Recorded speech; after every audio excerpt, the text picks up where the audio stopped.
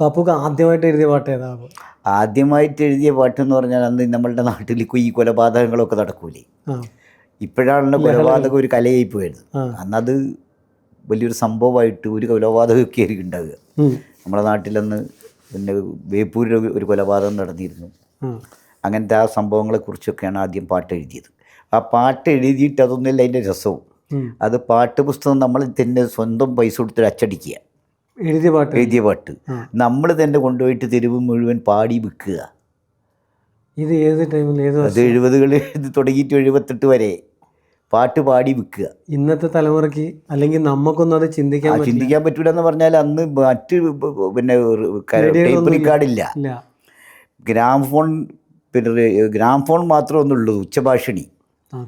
പിന്നെ ഗ്രാംഫോൺ പിന്നെ ഇതുണ്ടായിരുന്നു, മറ്റേ ഇത് ഓണ വെച്ച് പാടിക്കുന്ന വീട്ടിൽ. അതും അധിക വീടുകളിലൊന്നുമില്ല, വലിയ വലിയ പൈസക്കാരുടെ വീടുകളിലൊക്കെ ഉണ്ടാവുള്ളത്.